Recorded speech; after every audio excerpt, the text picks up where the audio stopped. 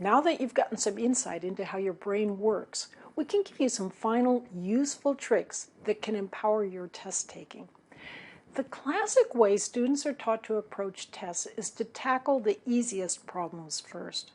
This is based on the idea that by the time you've finished the relatively simple problems, you'll be confident in handling the more difficult. This approach works for some people, mostly because, well, anything works for some people.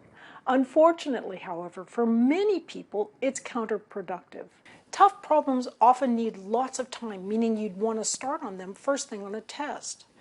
Difficult problems can also scream for the creative powers of the diffuse mode.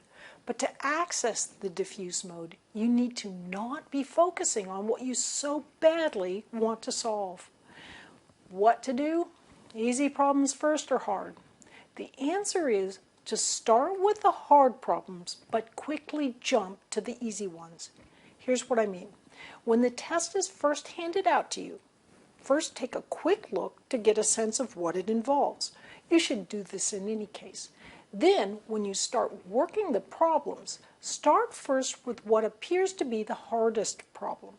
But steel yourself to pull away within the first minute or two if you get stuck or you get a sense that you might not be on the right track. This does something exceptionally helpful. Starting hard loads the first most difficult problem in mind and then switches attention away from it. Both these activities are what allow the diffuse mode to begin its work. If your initial work on the first hard problem has unsettled you, turn next to an easy problem and complete or do as much as you can. Then move next to another difficult-looking problem and try to make a bit of progress. Again, change to something easier as soon as you feel yourself getting bogged down or stuck.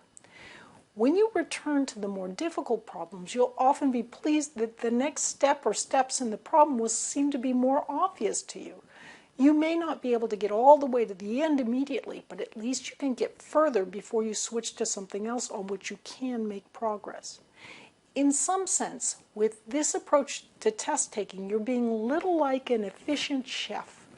While you're waiting for a steak to fry, you can swiftly slice the tomato garnish and turn to season the soup and then stir the sizzling onions. The hard start, jump to easy technique may make more efficient use of your brain by allowing different parts of the brain to work simultaneously on different thoughts. Using the hard start, jump to easy technique on tests guarantees that you will have at least a little work done on every problem. It's also a valuable technique for helping you avoid Einstellung, getting stuck on the wrong approach, because you have a chance to look at the problem from differing perspectives. All of this is particularly important if your instructor gives you partial credit. The only trick with this approach is that you must have the self-discipline to pull yourself off a problem once you find yourself stuck for a minute or two. For most students, it's easy. For others, it takes discipline and willpower. This may be why test takers sometimes find that the solution pops to mind right as they walk out the door. When they give up, their attention switched, allowing the diffuse mode the tiny bit of traction it needed to go to work and return the solution. Too late, of course. Sometimes people are concerned that starting a problem and then pulling away from it might cause confusion on an examination. This doesn't seem to be a problem for most people. After all, chefs learn to bring various facets of a dinner together. But if you still have worries about whether this strategy might work for you, try it first on homework problems.